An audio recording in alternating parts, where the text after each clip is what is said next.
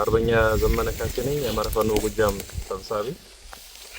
አሁን ደግሞ የአማራ ፋኖ ብሔራዊ ኃይል ማዕከላዊ ኮማንድ አባል ነኝ። ይህ ቀን እንዲመጣ የሁኔታ እንዲፈጠር ይህ ድባብ ተፈጥሮ እንድናየው ሁሉም ኃይል የአቅሙን ሁኔታዎች በፈቀዱለት ልክ ከፍተኛ ዋጋ ከፍሏል። ከፍተኛ ሙግቶች፣ ከፍተኛ ክርክሮች፣ አልፎ አልፎ ጭቅጭቅ ቀመስ ወንድማዊ ንግግሮችም ተካሂደዋል። ማሰሪያውና ማጠንጠኛው አንዳች ሁላችንም የሚያሰባስብ ሁላችንም የሚያታግል ግዙፍ አማራዊ ቤት መገንባት ስለነበረ እሱ ተፈጥሯል። እጅግ በጣም ደስ ብሎኛል። ጓዶች እንኳን ደስ አላችሁ፣ እንኳን ደስ አለን ማለት ፈልጋለሁ።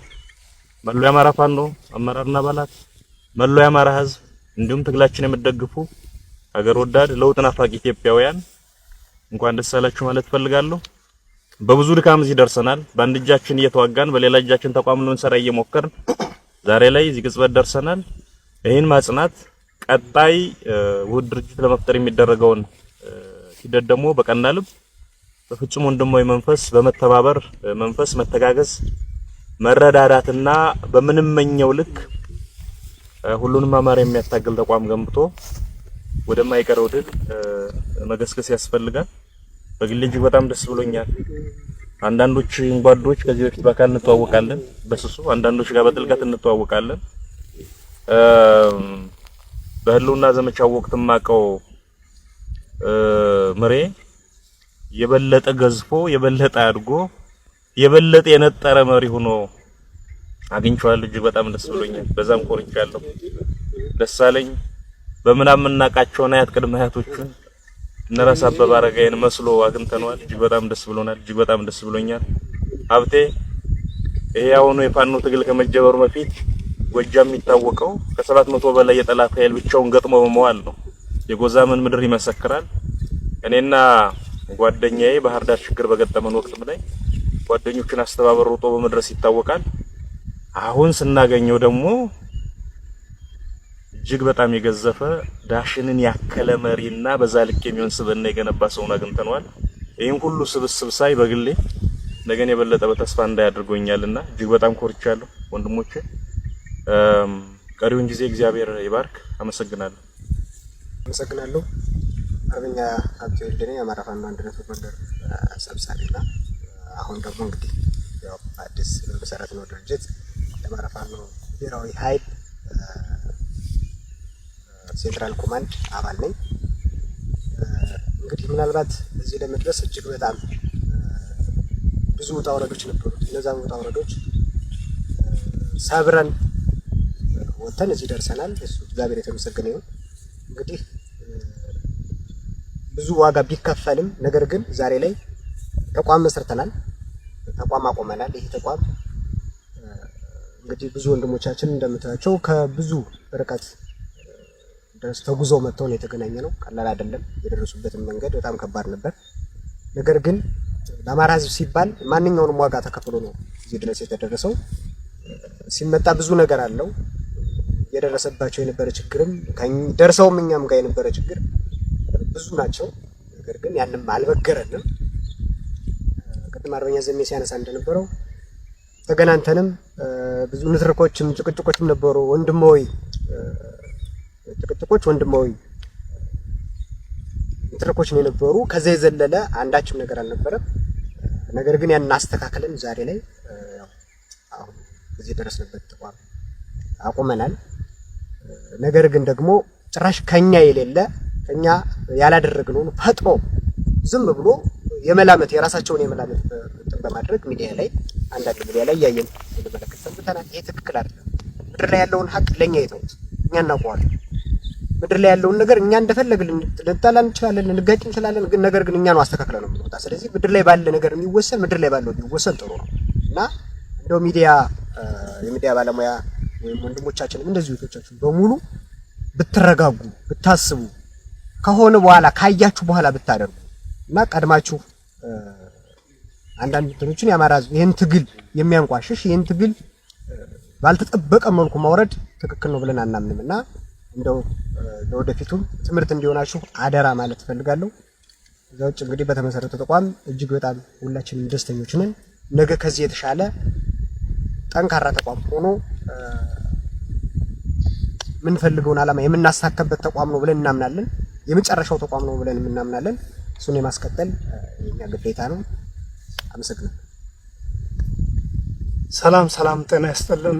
ዋርካው ምሬ ወዳጆ የአማራ ፋኖ በወሎ ቤት አማራ ሰብሳቢ አሁን አዲስ ለመሰረት ነው ድርጅታችን የአማራ ፋኖ ብሔራዊ ኃይል ኮማንድ ሴንትራል ኮማንድ አባል እንግዲህ የአማራ ህዝብ ይሄን ውጣ ውረድ ሁሉ ማልፈን በጉጉት ስትጠብቁን የነበረ ለ2 አመት ስንወጣ ስንወርድ ስንለፋበት የነበረው ፍሬያችንን ብዙ ጀግና ጓዶቻችን መስዋዕት የከፈልንበትን ብዙ በውጭም በአገር ውስጥም ያለ ማንኛውም ደጋፊያችን ህዝባችን በድሮን በጀት በሁሉም እየተደበደበ ብዙ ዋጋ እየከፈለም ሰራዊታችን በጉጉት ሲጠብቀና የነበረው ከባድ አደራ ያስረከበነን አደራ በዛሬው ዕለት ማለት ነው አንድነቷን አብስረንላችኋል ማለት ነው። ይሄን ስናደርግ እንግዲህ ጓዶቼ ገልጸውታን በተለይ ያገኘኋቸው ጓዶቼ ካሁን በፊት መንግስትም እንደው ገና ሳንሰራ እንኳን አብረን ሲደነብርባቸው የነበረ ሲጨነቅ ሲፈራባቸው የነበረ እና አርበኛ ዘመነ ካሴ ሌላም እነ ሀፍቴ ወልዴ እንግዲህ ታሪኩን ነግሮለታን የጎንደርን ትግል በእውነት ከጠንካራ ጓዶቹ አባቶቹ ጋር ሆኖ ወጥቶ ወርዶ የጎንደርን ህዝብ አይደለምና የአማራን ህዝብ አንድነት በማምጣት ያስደሰተ ጀግና እንዲሁም አርበኛ ደሳለኝ ሲያስብ ሸዋ እያደረገ ያለውን ልፋት ውጣውረድ ብዙ በርካታ ሴራ ከአዲስ አበባ ቅርብ በመሆኗም ብዙ ነገርን ተሸክሞ ይሄ ሁሉን በረሃ አቋርጠን ለዚህ አንድነት ስንል ያው በየመንገዱ እየደረሰብን የፈተነን ፈተና መቼም የአማራ ህዝብ በቀጥታም ይሁን በተዘዋሪ ታቀዋለህ ይሄን የምንከፍለው ለአማራ ትግል ስለሆነ ከዚህ በላይ የሚከፈለው ዋጋም ለመክፈል ዝግጁ ነንና ይሄ ሁሉ ሳይበግረን መንግስትንም እንዴት እንደሆነ እኛ የፈለግንበት ቦታ ላይ መድረስም መሄድም መጓዝም መስራትም ካለብን እንደማያግደን ምንም መስዋዕት የሚከፈልም ከሆነ ወታደሮች ነን እንደምንከፍል ያሳየንበት ቁርጠኝነት ነውና በዚህም የአማራ ፋኖ በአራቱም ማዕዘን ያለህ እንኳን ደስ አላችሁ እንኳን ደስ አለን ነው ማለት። ይሄን ካልኩ ምንም የዛሬው ደስታ ትንሽ በስሜትም በደስታም ብዙ ነገር ቢደነጋገርብንም ከጊዜ በኋላ ትንሽ ፍቅራችንንም እየዋጥነው ደስታችንንም እየተቆጣጠርና በይበልጥ በሰፊው ፕሮግራም ሌላ ጊዜ እንመጣለን ማለት ነው። ይሄን ውጣ ውረድ ስንለፋ ታውቁታላችሁ እንግዲህ ጭቅጭቅ ንትርክ ውጣ ውረድ ያው ግድ ነው። አገርን ለማዳን ስትል ድርጅትን ልታዋውድ ስትል ብዙ ፈተና አለና ያንን ፈተና ሁሉ በወንድማዊ ነገር ተቆጣጥረን በወንድማዊ ንግግር በወንድማዊ በዲሞክራሲ በቃ በነጻነት ተወያይተን ይሄን አንድነት አብስረንላችኋል ማለት ነው። ይሄን አንድነት ስናበስርላችሁ ለቀጣይም እናንተ ጋራ ወንድሞቻችን ጋር እየተገናኘን ቀሪው ጉዳዮችንም እያስተካከልነ በቅርብ ጊዜ ነፃ ቀጠናዎችን እየተቆጣጠርነ የቀረ ነገር አለ የሚባል ካለ ለማስተካከል ከወዲሁ ቃል እንገባለን። ዋናው ነገር አንድ ድርጅት መመስረት ነው። አንድ ድርጅት መስርተናል። ፍጻሜው ምንድነው ካላችሁ ማሸነፍ ነው። በቃ ማሸነፍ የትግል ውጤት ማምጣት ስለሆነ የትግል ውጤትን የሚያመጣበትን እንደዚሁ በቃ ወጥተን ወርደን አብስረናችኋል አንድነታችሁንና የአማራ ህዝብ ማንኛውም ዲያስፖራ ስትለፋ ስትወጣ ስትወርድ የነበርክ ባካችሁ በትግስት ትግል ፈተና ነው ታውቁታላችሁ። እኛ ሳት ላይ ነው ያለነው። ወርዳችሁ መሬት ላይ አብራችሁ ብትታገሉን ችግር የለም። ጥሩ ነገር እየሰራችሁ ጥሩ ነገር እያደረጋችሁ መጨረሻ ላይ ግን በተወሰነ ነገር እንደ ሁላችሁም ያገባኛል ነገር ቢኖርም ግን እየተረጋጋችሁ ማንኛውም ክፍተት እንኳን ቢኖር ያንን ለማጥበብ እንጂ ለማስፋት አስፈላጊ አይሆንም ብዬ አምናለሁኝ። ቀሪ ጉዳዮች ካለ ወደፊት ላሉ ፕሮግራሞች እንገናኛለን። ለማንኛውም ታጋዩ ወንድምህን ጓድህን የጣልክበት በአራቱም ማዕዘን የጣልክበትን ይችን ዓላማ ዛሬ አብስረንልሃል። እንኳን ደስ አለህ። ቀሪ ጉዳዮችም ካለ አብረን ሳንለያይ ከዚህ በኋላ በአራቱም ማዕዘን እየተንቀሳቀስ ትግላችንን እንመራለን፣ እንወያያለን። እንኳን ደስ አላችሁ ነው የምለው። አመሰግናለሁ። ሰላም ጤና ይስጥልኝ። አርበኛ ደሳለኝ ሲያስብ ሸዋ እባላለሁ። የአማራ ፋኖ በሸዋ ዋና መሪ አሁን የአማራ ፋኖ ብሔራዊ ኃይል ማዕከላዊ ኮማንድ አባል። እንደሚታወቀው የአማራ ህዝብ ላለፉት 2 አመታት በጫካ ይህን ስርዓቱን ሲታገል ሲፋለም ቆይቷል። ሲታገል የነበረው ግን እንደ አራቱም ግዛት በአራት ድርጅቶች ማዕከል ነበረ። አሁን አንድ አታጋይ ድርጅት አንድ መሰባሰቢያ ቤት ስለሚያስፈልግ የአማራ ፋኖ ብሔራዊ ኃይልን ዛሬ ግንቦት 1 2017 ዓመተ ምህረት ይፋ አድርገናል። ይህን ድርጅት ለመስራት በአመቻች ኮሚቴዎች በኩል ከ6 ወር በላይ የፈጀ ንግግር ያደረግን በጥልቀት ችግሮችን ያየንበትና የገመገምንበት ሂደት ዘላቂ ሰላምና መፍትሄ ለህዝባችን የሚያመጣ ድርጅት የሰራንበት እለት ነው። ይሄን ድርጅት እስከሚመሰረትና ይፋ እስከሚሆን ለተጨነቃችሁ ህዝቦች እንኳን ደስ አላችሁ ማለት እንፈልጋለን። ለመላው የአማራ ህዝብ፣ ለመላው የትግሉ ባለቤት፣ ለመላው የትግሉ ደጋፊዎች አካላት እንኳን ደስ አላችሁ። ከዚህ በኋላ በዚህ ድርጅት ጥላ ስር ሁላችንም እየተሰባሰብን የህዝባችንን ጥያቄ እየመለስን የወንበዴና ዘራፊ ስርዓት ለአንዴና ለመጨረሻ ጊዜ ለማስወገድ በቁርጠኝነት እንስራላለሁ። አመሰግናለሁ። ከአማራ ፋኖ ብሔራዊ ኃይል የተሰጠ መግለጫ የቋራ ቃል ኪዳን። የአማራ ህዝብ የጀመረው የህልውና ተጋድሎ በከፍተኛ ሁኔታ የተጋጋለበት ዘመን ላይ እንገኛለን። የአማራ ክልልን ጨምሮ በበርካታ የሀገሪቱ አካባቢዎች እየተደረገ ያለው የህልውና ትግል ህዝባዊ መሰረት ያለው በመሆኑ በአንድ ወጥ ድርጅት እየተመራ ባይሆንም አመርቂ ውጤት እያስመዘገበ ይገኛል። ትግሉ ግለቱን ጠብቆ የበለጠ እንዲፋፋምና በአጭር ጊዜ የአማራን ህዝብ ነጻነት ያረጋግጥ ዘንድ ይህንን ትግል የሚያቀናጅና የሚያስተባብር የጋራ አመራር ያለው ድርጅት መወለድ ጊዜው የጠየቀው አንገብጋቢ ጉዳይ ሆኖ ተገኝቷል። ይህንን አንገብጋቢ ጥያቄ ለመመለስ በርካታ ሙከራዎች ተደርገዋል። ብዙ ውጣ ውረዶችም ታልፈዋል። በመጨረሻም የአማራ ህዝብ የናፈቀው ሀገር ወዳድ ኢትዮጵያዊ ሁሉ የተመኘው መላው የፋኖ ሰራዊት የጠበቀው ታሪክ እንዲፈጸም የጠየቀው ጉዳይ ተጠናቋል። የአማራ ፋኖ በጎጃም፣ የአማራ ፋኖ በወሎ ቤት አማራ፣ የአማራ ፋኖ አንድነት በጎንደር እና የአማራ ፋኖ በሸዋ ከፍተኛ አመራሮች በጋራ ቋራ ጎንደር ባደረጉት ቀናትን የወሰደ መስራች ጉባኤ ዛሬ ግንቦት 1 ቀን 2017 ዓ.ም የአማራ ፋኖ ብሔራዊ ኃይል አማራ ፋኖ ናሽናል ፎርስ የተሰኘ ድርጅት መመስረታቸውን ለመላው ሰራዊታችን ለአማራ ህዝብና ለትግሉ ደጋፊዎች እናበስራለን። መላው የትግላችን ደጋፊዎች እንኳን ደስ ያላችሁ። የአማራ ፋኖ ብሔራዊ ኃይል በአማራ ብሔርተኝነት የፖለቲካ ርዕዮተ ዓለም ላይ የቆመ ህዝባዊ ተጋድሎ የሚመራ ሲሆን የድርጅታችን ዋነኛ ተልዕኮም እየተደረገ ያለውን የህልውና ትግል እና ህዝባዊ አብዮት ማስተባበርና ማቀናጀት ይሆናል። ድርጅታችን የአማራ ፋኖ ብሔራዊ ኃይል በኢትዮጵያ ሉዓላዊነትና አንድነት ላይ የማያወላውል አቋም ያለው ሲሆን የአማራ ህልውና የሚረጋገጠውም ከሌሎች ኢትዮጵያውያን ኃይሎች ጋር በሚደረግ የጋራ ትግል የአብይ አህመድን የሽብር አገዛዝ በማስወገድ በምትኩ በሽግግር ሂደት በሚገነባ የጋራ መንግስት መስረታ እንደሆነ ያምናል። ድርጅታችን የአማራ ህዝብ ተጋድሎ የህልውና ተጋድሎ ነው ስንል ህልውናችን የተፈታተነውን መዋቅር እና ትርክት መለወጥ እንደሆነ በጽኑ እንደማመናችን መጠን የደራ፣ የመተከል፣ የወልቃይት፣ ጠለምትና ራያን ጨምሮ በሁሉም የሀገራችን አካባቢ ያለ የወሰን የማንነትና ራስን በራስ የማስተዳደር ጥያቄ ለማስመለስ እንደሆነም ጭምር እናረጋግጣለን። መዋቅራዊ ጥቃትን መቀልበስና ለአማራ ህዝብ ማህበራዊ ፍትህን የሚያሰፍን ስርዓተ መንግስት መፍጠርን ታሳቢ ያደረገውን ትግል የሚመራ ማዕከላዊ አመራር መፈጠሩ የህልውና ትግል እያደረገ ላለው ህዝብ ተጨማሪ አቅም ነው። ድርጅታችን በሙሉ አቅሙ ትግሉን እንዲመራ የሁሉንም ባለድርሻ አካላት ድጋፍ ይፈልጋል። የአማራ ፋኖ ብሔራዊ ኃይል አወቃቀር ጠቅላላ ጉባኤ፣ ማዕከላዊ ምክር ቤት፣ የሥራ አስፈጻሚ ኮሚቴ እንዲሁም የአባት አርበኞች ምክር ቤትን አካቶ ህገ ደንብ በማጽደቅ ተቋቁሟል። የአባት አርበኞች ምክር ቤትን አርበኛ መሳፍን ተስፉ እንዲመሩት መስራች ድርጅቶቹ ተስማምተዋል።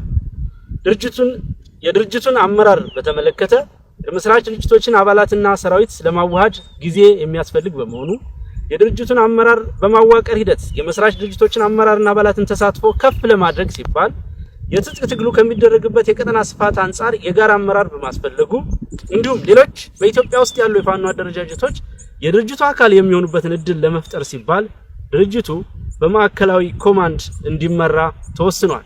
በመሆኑም 13 አባላት ያሉት ማዕከላዊ ኮማንድ ተቋቁሟል። አባላቱም አንደኛ አርበኛ ዘመነ ካሴ፣ ሁለተኛ አርበኛ ሀብቴ ወልዴ፣ ሶስተኛ አርበኛ ምሬ ወዳጆ፣ አራተኛ አርበኛ ደሳለኝ ሲያስብ ሸዋ፣ አምስተኛ አርበኛ አስረስ ማረድ ሀምጤ፣ ስድስተኛ አርበኛ ሄኖክ አዲሴ፣ ሰባተኛ ጀነራል ተፈራ ማሞ፣ ስምንተኛ አርበኛ ዝናቡ ልንገረው፣ ዘጠነኛ አርበኛ ድርሳም ብርሃኔ፣ አስረኛ አርበኛ አስቻለው በለጠ፣ 11ኛ አርበኛ ሳሙኤል ባለድል፣ 12ኛ አርበኛ ማርከው መንግስቴ፣ 13ኛ አርበኛ አከበር ስመኘው ናቸው።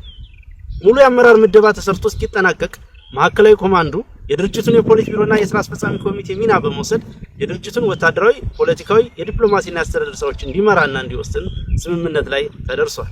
ለመላው የአማራ ህዝብ፣ ለመላው የፋኖ አባላትና አመራሮች በድጋሚ እንኳን ደስ አላችሁ እያልን የሚከተለውን ጥሪ እናስተላልፋለን።